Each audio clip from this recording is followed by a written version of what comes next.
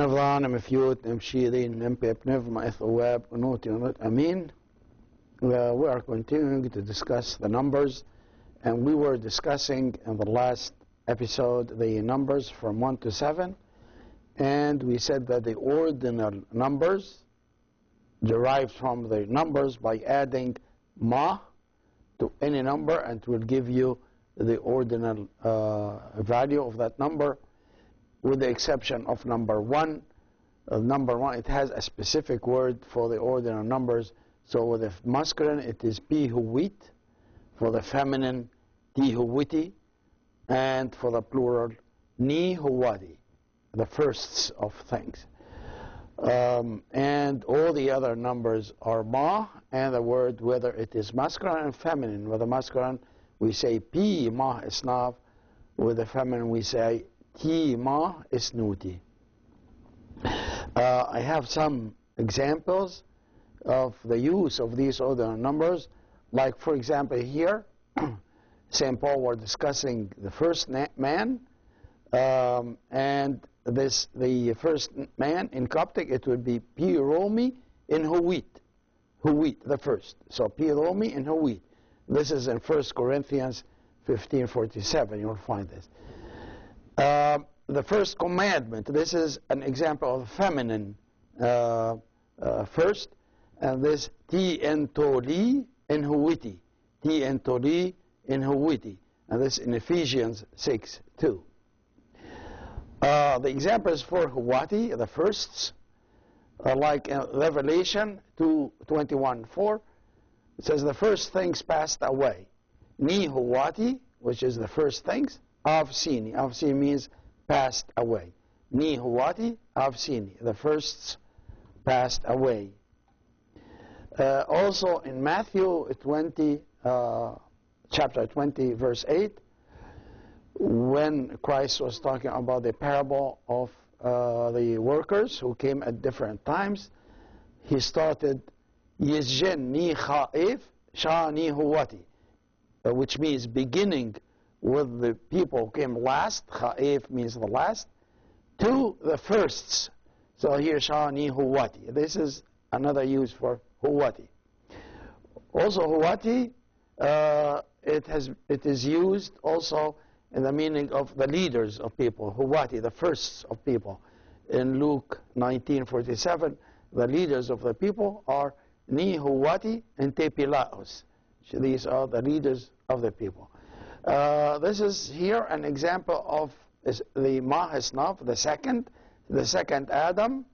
It is going to be Pi Ma-Isnaf in Adam. Pi Ma-Isnaf in Adam means the second Adam. For the feminine second, we have Ti Ma-Isnuti and Askini when we describe Saint Mary. And the doxologies during the liturgy, we say Ti Ma-Isnuti and Askini, which means the second. Ti Ma-Isnuti, the second. Askini means dome.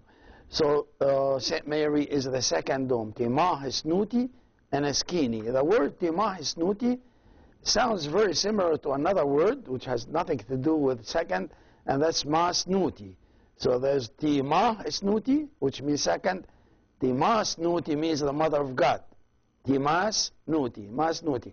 Mas is derived from the verb misi, which means to give birth, and it means two things. It's either it means the one who gives birth to someone, or in other words, the mother, or the baby. The baby or the fetus also is called mas. So mas here in the word Ti Ma-Snuti, mas here means the mother or the one who gives birth to. So Ma-Snuti, the one who gave birth to God, or the mother of God. Because Nuti means God, from which we have F-Nuti, the God. F is the masculine definite article. So let's go back here to Mas-Nuti. Mas means the one who is giving birth to. Nuti, God. So because Saint Mary gave birth to Christ, who is a true God and true human being.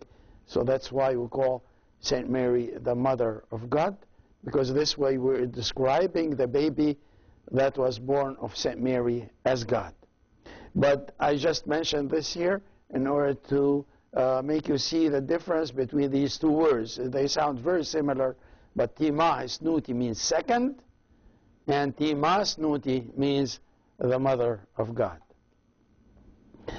Examples, other examples, we have, for example, Ava Shinuti Pima Shomt. Ava Shinuda the third, Pima Shomt. We can say the fourth angel in Revelation 8:12 describes the fourth angel came and so on. We say Pi Angelos Pima F2. The seventh day, we would say Pi Ehou, which means the day, Pima Shashf. This means the seventh day. We say also Ava Kirillos Pi Mahsou, which Ava Kirillos the sixth. We're going to take a little break, and when we come back, we're going to discuss the numbers starting from 8. From 8 and to 50, we're going to discuss this in the next part. We are back again, and we're going to continue discussing the numbers.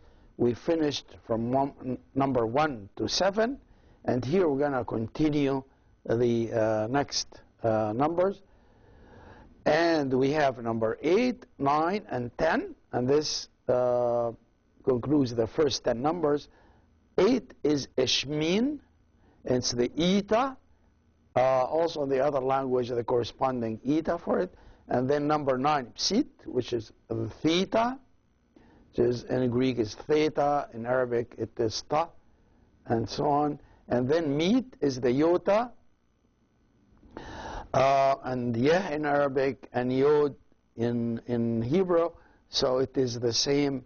So here we say Ishmin, which is 8, Psit means 9, Meet is 10. Now if we want to say 11, we're going to use Meet with Y, which is number 1 here. So Meet Y. 12 would be Meet Isnav. 13 would be Meet Shomt. 14, Meet F2. 15, Meet Etu. 16, Meet Sou. And 17, Meet Shashf. 18 would be Meet Ishmin. And then Meet Psit. And then the next would be Gut, which is 20. 20 is Gut, which is the K, the Kappa. The next one, the Lavla, which is pronounced L. This is Map, which means 30. And then Ehme, which is 40, which is the M, or the Mi in Coptic. And Tevi, which is the Ni, is Tevi. And as you can notice, this order of pronunciations, it's almost identical with the other languages. In Arabic is Hutti Kalamun.